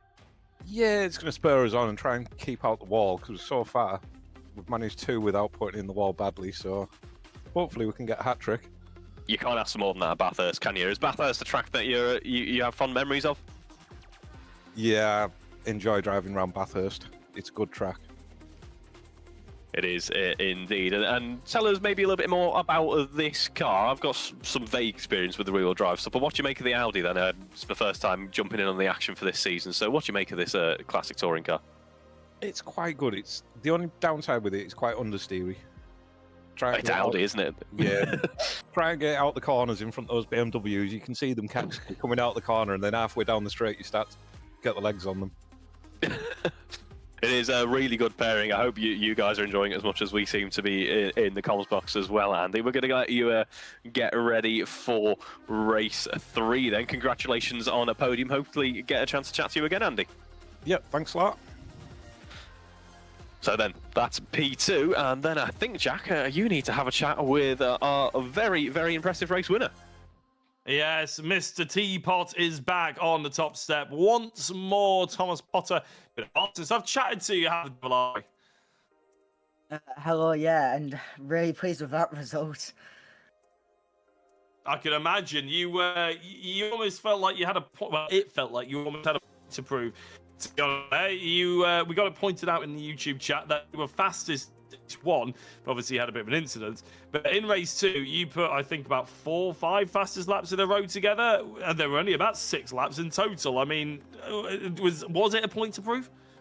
Well, honestly, I was just kind of I don't know if I should be admitting this to my dad, but every single practice up I've done, I've been watching YouTube on my top monitor. So this one, without YouTube, I was kind of like fully focused, which is why I managed to get a fast lap. Well, I wasn't even really looking at my lap times, though. I was like, I could probably do the downhill section with my eyes closed, which how like locked in I was there, because I just knew every movement, every little braking zone to do, every little lift, and that's probably what got me the faster laps. I wasn't even focusing on lap times. I was focusing on just getting the car where the car should be. What on earth were you doing watching YouTube then in the other sessions? Well, I mean, it was only practice and it was by myself, but I don't know, I seem to be able to... So it wasn't in race? It wasn't in race 1? Oh, no. I would never do it in a race. But yeah, so I was just kind of focused on watching YouTube. I mean, at one point I was watching The Amazing Spider-Man, and then that's when I got my 13.9 in the practice when I was watching The Amazing Spider-Man, so surprised I was able to do it again today. Well, I think you're the only person who has been into the 13s, so very impressive again from yourself. Assen didn't exactly go your way. How much of a relief is it to get your championship back on track? Yeah, it's a massive relief. I mean, no, I would have wished Jack was here as well to put up another competitive driver in the mix, but I think with how fast I've seemed to be today, I think I could have probably still made it out on top. Just, I'm not gonna lie, I do wish I was in an Audi for this one. Well, that's it, but what Audi gives it one track, it takes away from another, doesn't it? So the BMW did seem strong at Assen. I'm sure it'll become strong again. Yeah, well, that's a hope. I mean, the only problem is if I'm not on the front row, it's going to be hard to be able to get into a win. Is well, with the BMWs, you can't really make much overtakes on the Audis or even other BMs, because down the straight, as soon as you get a 150 miles per hour, you're just stuck in that place for the whole entire straights, especially with how long they are here. They are indeed. We've noticed that actually. You quite often have BMW struggling to get ahead of the Audi. Once you're ahead and you're in the mountain, you can pull away a little bit, but before that, it's a bit difficult. Thomas, we're going to have to let you go. Is there anybody you'd like to give a shout out to before we do? Normally, you've got a long list. Yeah, this list is not as long, but well, first of all, I want to say BPC team owners, if you're watching this, and this is how I'm going to try and perform at Snetterton, so let's hope that goes a good run. But a massive thank you to Shield Lubricants, Marin 22 Law, Catum, Sylvie Fleet, and Ben Automotive, Ollie Foundation, and Daft as a Brushing, as well as a massive thanks to Falcon and GT Amiga for providing me with the amazing equipment which allows me to do this. And on top of that, Moser as well. Fantastic. Yeah, not particularly long list then tonight, Thomas, is it? Obviously, it's pretty quick for you, that one. Brilliant. Thank you very much for having a chat to us. First place, congratulations, and good luck in race 3. Absolutely, thank you. Right, Reeve. Well, I believe we're pretty much straight into race 3. I don't know if I've timed that well or if I've overshot it. On my left-hand side, I can see a timer counting down, which means we're normally pretty much bang on. But you know, it's a good race from all the drivers in race 1 and race 2. There have been a couple of incidents, but what I would say, it's a relief to know those couple of incidents are self-inflicted rather than damage between each other. The racing respect has been quite good. Do you hope that carries on here in race 3? Yeah, absolutely. It has been really impressive. It's a good point that you make there, actually, Jack. I'm also really intrigued. Drivers, if you haven't given it a go already, watch The Amazing Spider-Man. While apparently you'll be rapid if you do that. That seems to be the strat. You see, I don't know how old you are, Reeve. I'll be honest. You're younger than me. That's all I really know. But teenagers, they need a second screen. I swear these days they perform better than the second screen. Just something distracting them almost. Yeah, absolutely. But I've got Come Die With Me on the other screen right now, and it's the only way that I can commentate. No, I'm joking. Come Down With Me would not be the thing I thought you would have said right then. I would have forgiven you for saying like the England game or something. About 1,000 other TV shows came into my head before I probably settled on something that I should say on broadcast. Well, Come Dine With Me is a national treasure. Although I would have preferred Homes Under the Hammer. If I'm gonna go daytime TV, it's Homes Under the Hammer is peak. Anyway, we should probably stop talking about that because we've got Gabriel Norris on pole position, because of course this is dictated by who's done well in race 1 and 2. So therefore, the person who's on pole position is the person who's done the best so far this evening. Gabriel Norris won. Second place, Thomas Potter. Andy Dorman third. Andy Carroll in fourth. You have to look quite a long way away to find Oliver Gibson now, which is a bit of a shame for him and his championship run. But for the two drivers at the front of the field, with no Jack Smith and a poor run for Oliver Gibson, a big chance for them.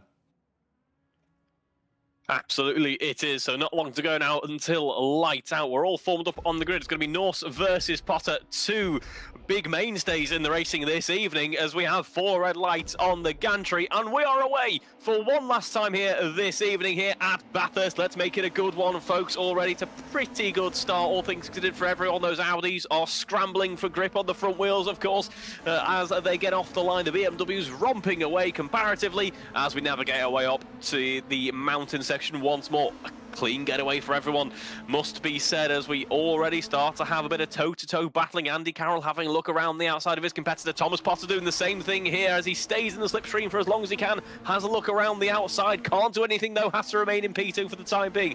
Dorman, meanwhile, already must be feeling like a little bit of a cork in the bottle, as there is Daniel Heaps having a look around the outside. A double left-hander coming up in just a moment. Potter, meanwhile, stays in P2, lays in waiting for his next real opportunity, which will, of course, be at the end of the lap. But there we can see Norse, the back end, kicking out on his car already as he climbs up the elevation rise, and that might just be the odd mistake or two that spurs Thomas Potter on to try and find a way on past. Yeah, it's the rear wheels of the BMW that are clawing for grip, aren't they? But that's still, you would take that advantage over the Audis, who were arguing with the laws of physics to try and get off the line ahead of the BMWs, which they didn't quite manage, especially the two Andys, with Daniel Heaps trying to cut a path in between them. Andy Dorman did manage to stay ahead, and we can see him from the windshield of Daniel Heaps' car, who goes a little bit wide and, well, not quite as quick as Dorman down into the downhill section, misses as an apex. He's not going to be in any position to make any kind of overtake as Dorman will pull away from Daniel Heaps. But Thomas Potter versus Gabriel Norse, that is going to be a battle. Hopefully that lasts for the full 20 minutes because it's going to be an absolute corker, I can promise you.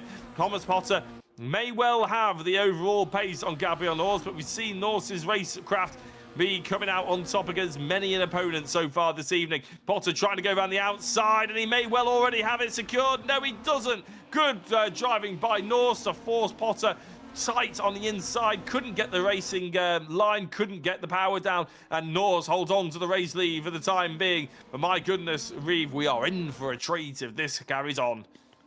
Absolutely are. I'm also keeping one eye on the huge train that is forming up behind Andy Dorman. Has put up an almighty defensive drive in P3 while that battle for the front rages on. We go on board with Andy Carroll in the mid-pack of that train that is forming up here. Has Paul Armory for company behind. Craig Curtis up in front as well. This might be Craig Curtis' opportunity to try and claw for a podium in this race weekend. But here goes Andy Carroll. Breaks the slipstream, tries to have a look down the inside, but it's too far back to make anything stick. Gillian certainly isn't on Oliver Gibson there, just in the background, who does actually maintain an advantage. Or do they, though? Because Gibson gets a great run through the right-hander, is going to try and hang it around the outside of the double left-hander, and might just keep a nose out in front. Can they? No, they can't. Oliver has to dip into P9 for the time being. There's contact between the two. The back end kicks out, but Oliver does manage to collect the car. We're still side by side as now Scott Bugner's on the scene. These two are fighting tooth and nail. This is fantastic stuff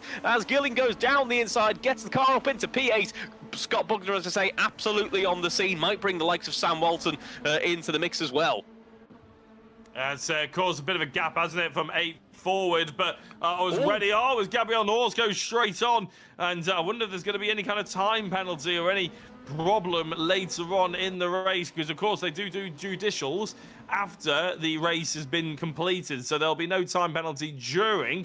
Did he gain an advantage? He was clearly going to miss the corner as Thomas Potter clips the wall, and that's going to ruin his run and down into the chicane. He's probably going to be quite annoyed that Norse may well get away with that, but there may well be a number of strikes before they get pinged for it. I'm not entirely sure how that one's going to be played out, but Dorman is now under pressure. In fact, no, Dorman, sorry, has overtaken Thomas Potter. Dorman in the Audi, I suppose, has all got that straight line speed, and with Potter clipping the wall, ruined his run down into the chicane. He was overtaken well in advance by Andy Dorman, and Potter's race is going to have to be a one of recovery now as he's dropped down into third place with Daniel Heaps, another BMW, in fourth behind him. Here we go then, we head towards the end of the lap. Dorman, a fantastic shot here to see Thomas Potter on that recovery run as Dorman sets new fastest lap with that absolute charge that he's had last time around. We're also going to see from this camera shot what can the likes of Heaps and Curtis do, because there we can see Heaps already poised to try and claw up on Thomas Potter as we climb up towards the mountain section once more. We stay in single file in that slipstream train. 5 minutes of this race already flying by. Time does fly when you're having fun. That's something I said right at the start of the race, even, and it rings true. And now as Craig Curtis has a look down the inside into the right-hander, is not going to be able to make that stick, but he gave it as good as a go as you really can without making contact, and stays in P5 for the time being. Yeah, and Thomas Potter went for a big lunge on Dorman, sent him wide. I think there was potentially contact. Daniel Heaps has managed to find his way through as Thomas Potter gets sent into the wall. Not entirely sure how much self-infliction, how much he was aided into it, but he is ultimately in the wall. And Thomas Potter, who went from having a race lead battle between himself and Gabriel Norse, has now fallen well out of favour, is down into 14th place, and I imagine is still facing the wrong way on the entrance up into the hill. Tragic stuff for Thomas Potter. Yeah, absolutely. What an unfortunate way for this race weekend to turn out. A real rollercoaster it has been, because in his moment has been absolutely untouchable. Unfortunately, that moment won't present itself again in race 3. But Andy, oh dear, Paul Laramie's had a big incident there. Tumbles down the hill. I imagine that might be a return to bits potentially, as that Audi was left on its roof by the looks of things. But there we go. That is going to be Carroll up into 5th, Gillian in 6th. And there we go, Oliver Gibson fighting for P6. race 7 at the moment against the aforementioned Christian there, as we now run down the Conrad straight once more. Here is Scott Bugner fighting Sam Walton. Sam Walton squeezes Scott as much as he dares to leave him as little tarmac as possible as they stay side by side through the fast right-hander. Wide open throttle, of course, if you're really brave. Through the Murrays we go once again. Scott Bugner does get the move done, set up quite nicely further down the straight and up into P8 for the grey and green Audi. I admired Sam Walton there. He gave as much room as he was allowed, as he had to legally. He could have squeezed him even more, but it's good racing respect from them. Oliver Gibson versus Christian Gillian. Gibson up the inside. It's going to be tough to keep himself ahead of these drivers, and in fact, he's having to miss an apex, but I think actually Christian Gillian going for that half-hearted move is going to help Oliver Gibson just build a gap now, because all he really needs to do is get in on the racing line into these first couple of corners of the mountain, and then he'll be able to pull away, and by the time they get out at the bottom end of it, they won't be anywhere near, I imagine, to trying to put Gibson back under pressure, and he can set his sights on moving forward. Pardon me, moving forward is exactly what Andy Dorman was trying, Craig Curtis was trying to do on Andy Dorman, as Craig Curtis clips the outside wall, runs wide, loses the podium place. Andy Dorman plows his way through and very gratefully accepts an opportunity to run in third place. Daniel Heaps versus Gabriel Norse then. Reeve, what are we expecting here? Do you reckon Heaps has got the pace to catch up to the race leader? Because I think it has dipped under 2 seconds, but I think it was over 2 seconds a little while ago.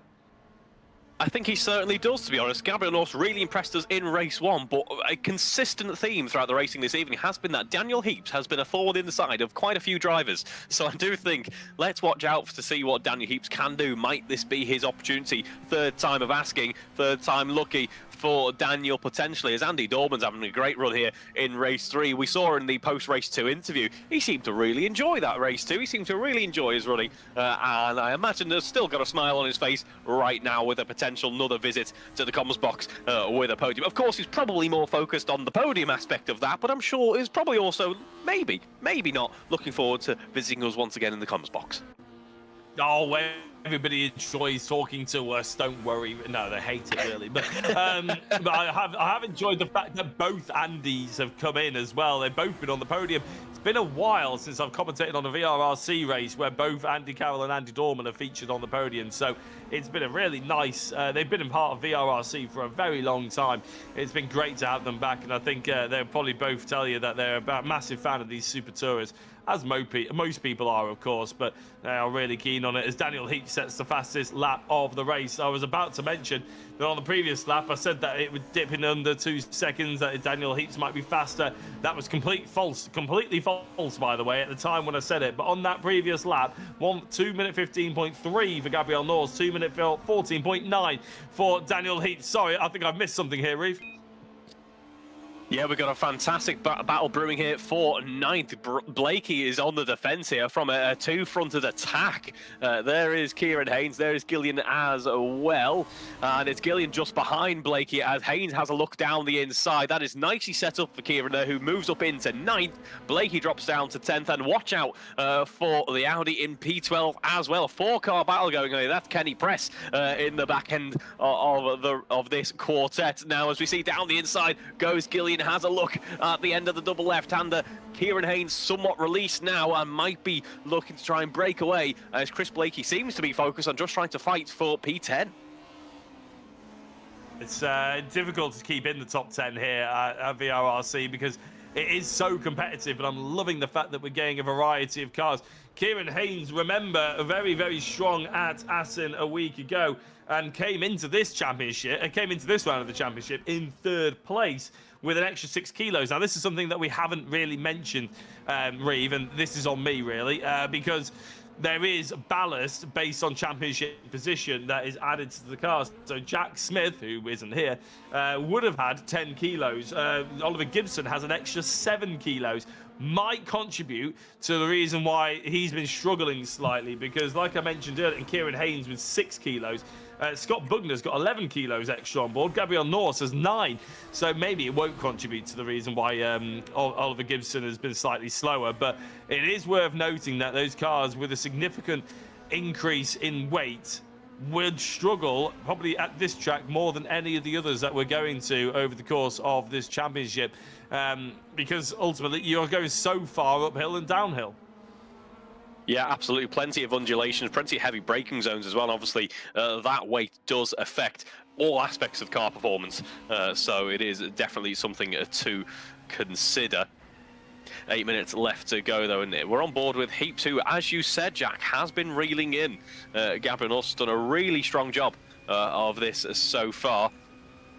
But might this be the final opportunity? It really will be a final opportunity now. There's not too many laps to go in this race weekend, but just look into the right-hander, into the mountain section there, just how much Daniel Heaps is reeling in Gabriel North now. Has Gabriel potentially pushed too hard on those tyres? Is he trying to leave a bit of condition, a little life left in the rubber for the very end, so he's just kind of waiting to pounce and go a bit quicker now? Or has Daniel Heaps just found a rhythm that is unmatched by anyone else so far? I think this could be his best shot of the evening for a race win. I think you're not too far off with that kind of prediction. I think Gabriel North, we saw him sideways quite a lot in that early stages of the race, and you can see him missing apexes now. Even as we're getting up through into the mountains, that gap has gone from 1.8 when we first started commentating on it, and now down to less than 0.4 of a second. This is as close as you can realistically run down the mountain. There's no difference in cars between the two of these drivers now. Two BMWs fighting it out for the race lead as Daniel Heaps tries to get a lovely wide exit. He's absolutely nailed that reef. I thought he was going to hit the wall at some point. He's had to come off the throttle because, if anything, he was too quick on the back of Gabriel North. He had to come off the throttle on the exit. That ruins his run. North will probably be grateful that he's had the opportunity to break that, because now he's in the tow. Heaps is going to try and go for a race move. Which side does Gabriel North go? Does he try and take the racing line through the chicane? Does he block off the inside? He goes for the racing line. Not Heaps is up the inside, but he's not going to do it this time round. He misses the apex, and I'm kind of glad he did, Reeve, because I was all kind of tumbling over my words there. Completely terrible commentating. But Heaps, for the time being, is still happy in second place. We can't be blamed, and all so much action is happening on our screens in front of us. What I'm very curious of is I'd like to pay for the seats to this action that Dorman and Curtis have, because they get a great view of this battle going on just in front of them. But also, Dorman and Curtis are definitely reeling these two in now as well. If anything were to go awry between the two race leaders, and I certainly hope it does not, Dorman and Curtis are poised to capitalise from that substantially. They will be doing very well if anything were to go on between these two in front of them. Certainly not the question here at Bathurst. We've seen crazier things. 5 minutes left on the clock to go. And can these two keep up with this battle for 5 minutes? Can North keep up that defence? Can Heaps confidently keep up the attack? He's certainly going for it. Has a look around the outside, the double left-hander, which is something North tried successfully, but only in the opposite direction. Oh, the back end kicks out for North once more. He has been really exercising the rear axle of that 3 Series as much as he does, and those rear tyres are probably complaining as a result now, whereas Heaps, as you say, Jack, as you said in the last lap, just looks so much more composed in comparison. He's just waiting for that opportunity to overtake.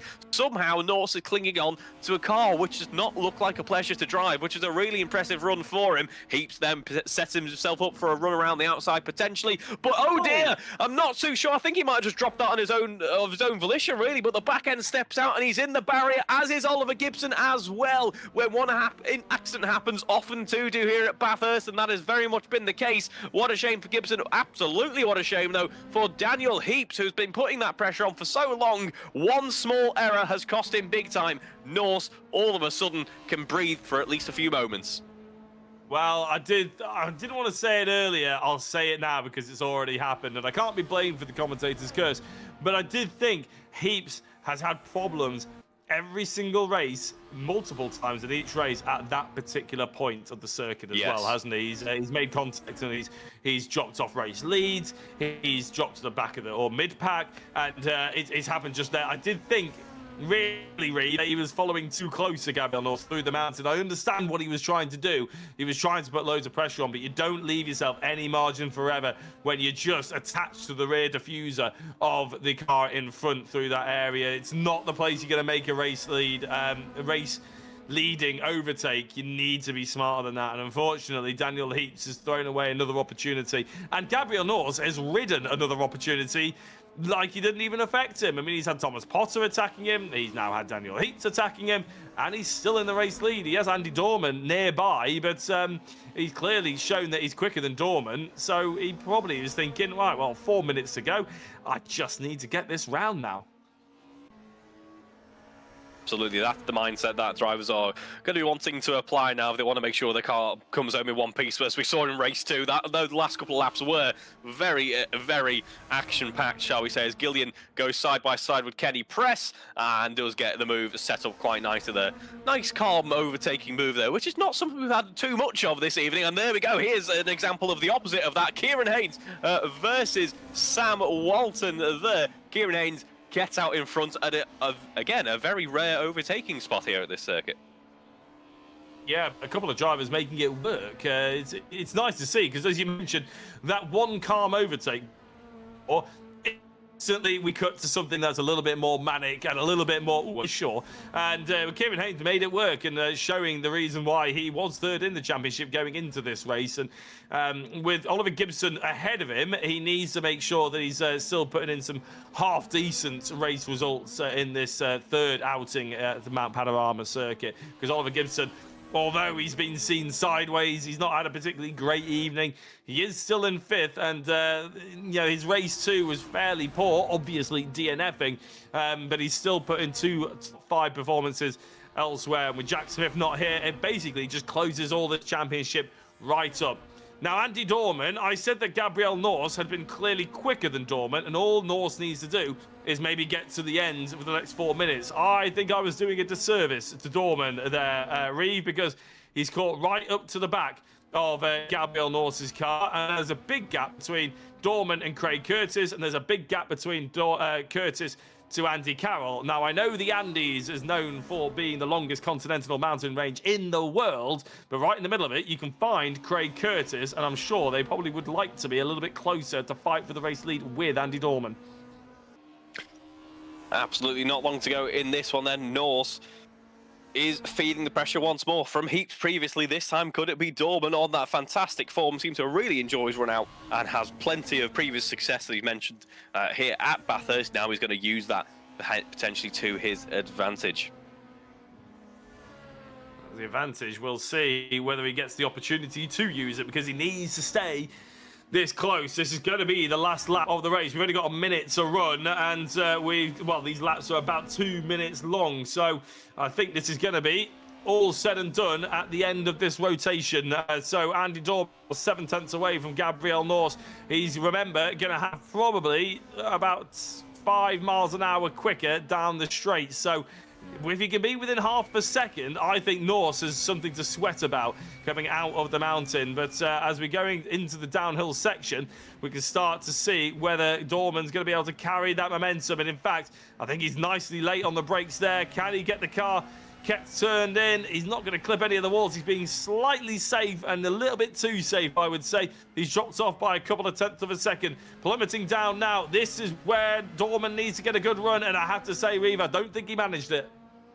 No, it doesn't look like he's reeling in that BMW as perhaps you'd expect those Audis to be able to do down the straight. So is it potentially settled? Well, let's not call it just yet. I want to give a very quick shout out, as is mentioned in the broadcast comments, to Kieran Haynes, who's worked up from 19th into 6th. That's a really nice run in this race, but it's Norse who leads the charge then into the final couple of corners. It is indeed. So, going through the chicane, Gabriel Norse will take a clean sweep of podiums here in Mount Panarama. Round 2 of the World Super Touring Cars Championship here, powered by VRRC. It's 2 race wins and a 3rd place, but let's not focus on the 3rd, because his 2nd race win is what you want to be celebrating. Here, Gabriel Norse, brilliant stuff by him as we go into the next round. You're only as good as your last race. Well, Norse has been damn good. Andy Dorman in 2nd place, Craig Curtis in 3rd, Andy Carroll was in 4th, Oliver Gibson rounds out in the top 5, Kieran Haynes 6th, Sam Walton 7th, Chris Blakey 8th, Christian Gillian 9th, and Thomas Potter rounds out the top 10. Didn't notice Potter coming back into it. I saw him in 14th once, but nice performance by him to carve his way through into the top 10 again. Right, one last advert break, one last set of drivers to interview. We'll see you in a minute.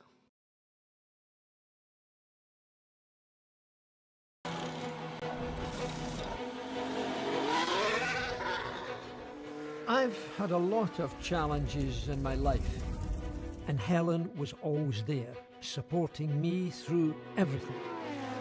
Today, we're facing a new challenge. Helen has been diagnosed with a terrible disease. Dementia is nothing less than a worldwide epidemic. Formula One moves fast. By contrast, medical research can be painfully slow. We want to bring some of our Formula One technology into the laboratories. Our charity, Race Against Dementia, will help to accelerate the pace of dementia research. Let's beat dementia together.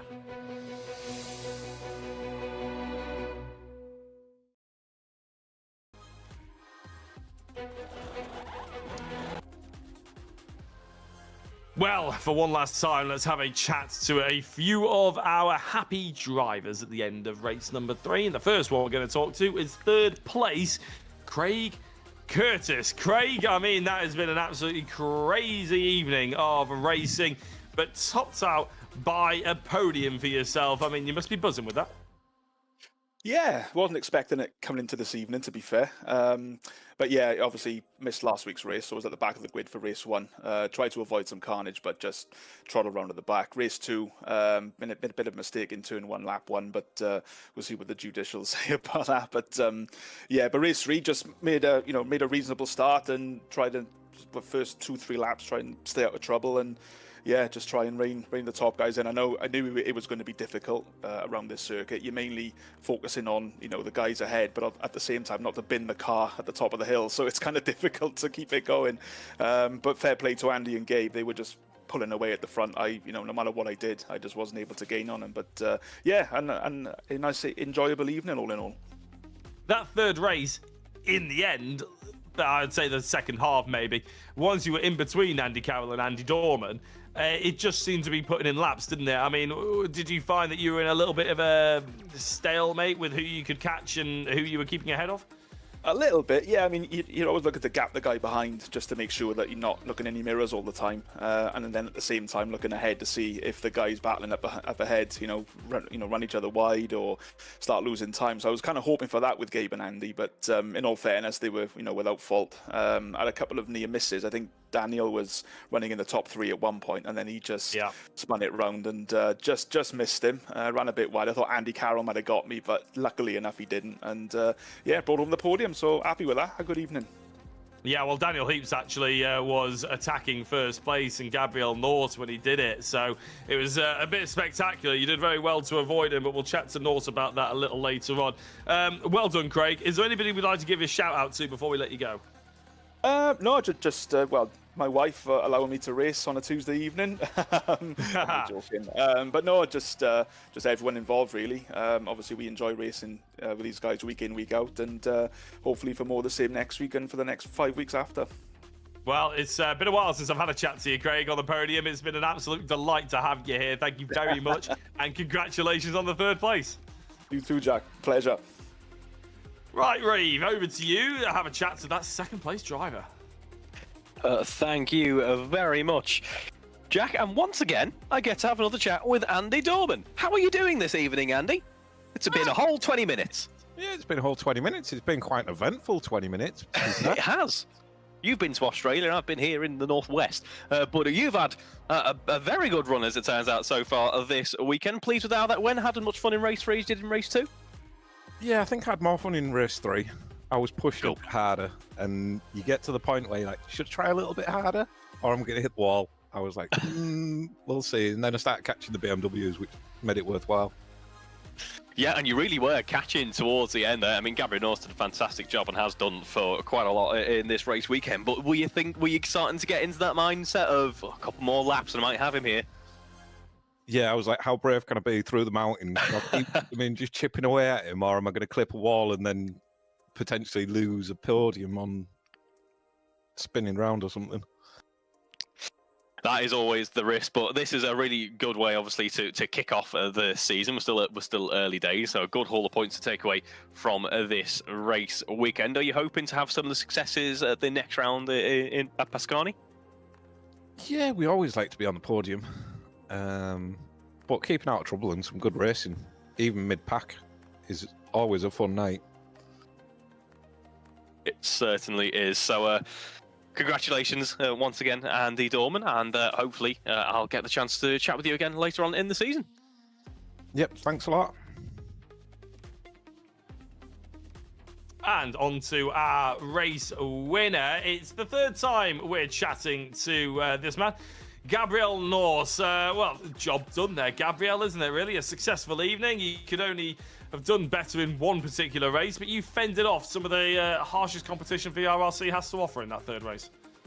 Yeah, that last race was interesting. I had 2 times where people were right behind me, but both times they seemed to just escape from them after their own mistakes. So yeah, that was it's been a very good evening.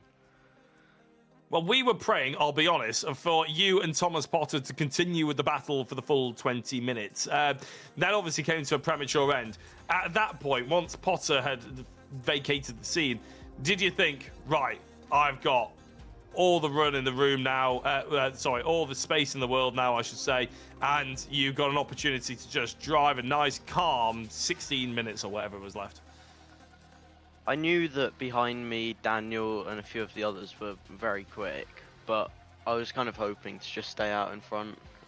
After they all caught me, though, I just had to defend quite hard to just keep them all kind of bunched up and just hope for some mistakes behind me so I could run away with it, and in the end that's what seemed to happen. When Daniel did catch up, what was going through your mind, really? I know you said you were hoping for some mistakes or something along that, but did you sort of think, oh, for God's sake, just leave me alone? Yeah, pretty much that. But also I just I needed to back them all up because I knew I didn't have the pace to just win an out fight against them. So yeah, it was quite interesting when he caught me. And in all honesty, I just didn't really know what he was about to do, and he was probably going to overtake me if he hadn't made a mistake. Well, it did look like he was almost trying to follow too closely, is sort of my non-professional opinion. But it was a very, very good-looking battle for that time being. And then finally, you got rid of him. And I thought, I even said it in commentary, all you need to do is bring this home. But then Dorman was quicker than I was expecting. Were you a bit worried going down with his Audi power on that final couple of straights, getting out of the mountain? If he was within half a second, he would have had a go. Yeah, I was just hoping I got a good exit onto the final straight, but yeah, the Audi definitely is very quick in a straight line, so I was just kind of hoping he wasn't as quick as me in the corners, because otherwise I was in a bit of trouble.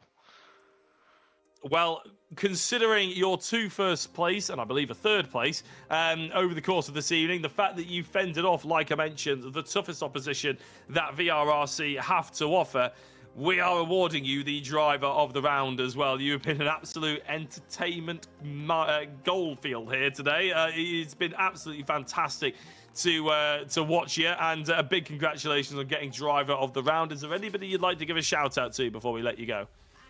Probably again just all of my family who's watching. They've been very supportive of me, so yeah, and thanks for the driver of the round. That's pretty good. It's very good. Probably not quite as good as the amount of championship points you're about to bank, but I think you'll probably be keeping an eye out on that over the next couple of days to see how far that puts you up in the championship order. Big congratulations, Gabriel, and I'm sure we will not be speaking to you for the last time this evening over the course of the next couple of weeks. Congratulations on that first and third.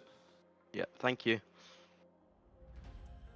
Right, Reeve, I believe that's all we have time for. I can stop falling over my words because I've had an absolutely terrible time of this evening not being able to put my teeth back in my mouth. But the next round we've got is Pascani Motor Park. I will be completely honest, Reeve, I have no idea what Pascani has got to offer the world, but I'm sure it'll be, no matter what track it is, put these 18, 20 cars out on circuit, you're going to get entertainment, aren't you? You absolutely are. The drivers have really impressed this evening. Thoroughly enjoyed commentating on it this evening. One of us might be back for the next round as well, but if not, I think the next time will I actually see you again in the comms box? I don't think I will, if that's the case. In which case, thank you very much for having me, Jack. It's been an absolute pleasure. It has been as well, Reeve. No, I basically just cover for Richard John Neal most of the time. He will be back. Maybe not next week, but maybe the week after that. So I can't promise you who's going to be in the commentary box. It'll either be me or Reeve leading with Becky Aparicio next week. But anyway, my name's been Jack Oliphant. I've been joined by Reed Taylor. Thank you very much for watching. Thank you to everybody who's put on a great show on all the drivers, everybody who's commented, or whether you silently sat there and judged us. We don't mind. You've given us the view. It's been an honour. We'll join you at Pascani next week for more of these Super Tourer actions. See you then.